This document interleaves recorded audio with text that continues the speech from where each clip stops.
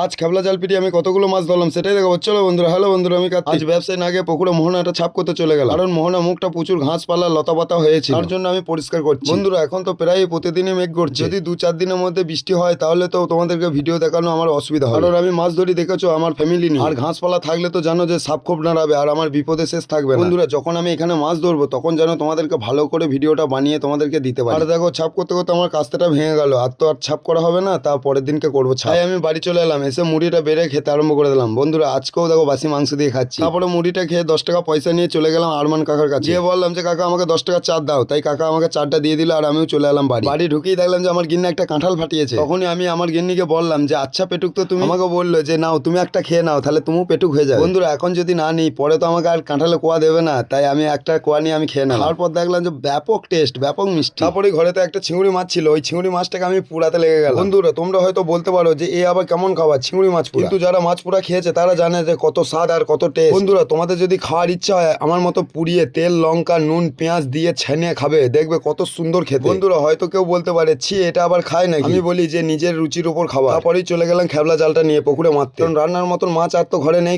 একটা চিংড়ি মাছ ছিল আমি তো তাও পুরি খেয়ে নিয়েছি। তারপরে জালটাকে রেডি করে প্রথম খেয়াটা মেরে দিলাম, মারার কিছুক্ষণ পর তুলে দেখলাম যে দুটো পোনা মাছ লেগেছে, তাই আমি তাড়াতাড়ি করে জালটাকে ডেঙ্গায় তুলছিলাম, তখনই দেখলাম যে বাবা বালতি নিয়ে আসছে। আমি বাবাকে বললাম যে তুমি জল ভরে নিয়ে এসে মাছকুটাকে জিয়ে দাও, তাই বাবা তাড়াতাড়ি করে জিয়ে দিল। বালতিতে জিওনোর সাথে সাথে আবার একটা মাছ লাভ মেরে বেরিয়ে পড়লো। তখনই বাবা বলে উঠলো দেখ আছিরে মেরে দিই দেখ। আমি বললাম না না মেরো না, তুমি জিয়ে দাও। তারপরে আবার দ্বিতীয় খেয়া মারার জন্য জালটাকে রেডি করে ফেললাম। রেডি করেই জালটাকে মেরে তুলে আমি দেখলাম যে একটা জিওল মাছ পড়েছে, তাই আমি জিয়ে দিলাম। বন্ধুরা তার পরের খেয়াটা মারতে যাওয়ার সময় আমার হাতে একটা কিছুতে কামড়ে দিল, আমি তাকিয়ে দেখলাম যে এর তো ভোমর বলতা, আর এই বলতা যার জ্বলুনি যাকে কামড়িয়েছে সেই জানে। বন্ধুরা যাই হোক ওই যন্ত্রণা হাতে দিয়ে একটা লাশ খেয়া মেরে দিলাম, কিন্তু দেখো ঠাকুরের কৃপাতে আবার একটা বড় বড় মাছ লেগে গেল। বন্ধুরা একদিকে হাতে যন্ত্রণা হচ্ছিল আর একদিকে মনে কিন্তু বিশাল ফুর্তি হচ্ছিল যে একটা বড় মাছ লেগেছে। তারপরেই আমি তাড়াতাড়ি করে জালটাকে তুলতে আরম্ভ করলাম। জালটা তোলার পর দেখলাম যে ও বাবা খুব একটা বড় নয়, তবে ভালোই বড়। বন্ধুরা দেখো মাছটা দেখো এক পেট ডিম হয়েছে, কিন্তু ভাবলাম যে মাছটাকে ছেড়ে দিই, কিন্তু আর একটা মন বললো যে না নিয়ে পালিয়ে চকে খেয়ে নিই। আমি মাছগুলোকে ধুয়ে বেছে রেডি করে আমি চান করতে চলে গেলাম। বন্ধুরা তোমরা হয়তো ভাবছিলে যে এটা মিথ্যা কথা, বলতে কামড়ায় না, দেখো হাতটা কেমন ফুলেছে। আর তোমাদের যদি ভিডিওটা ভালো লাগে তাহলে একটা লাইক করে দিও আর আমার চ্যানেলটিকে সাবস্ক্রাইব করে দিও। দেখা হচ্ছে নেক্সট ব্লগে, টাটা বাই।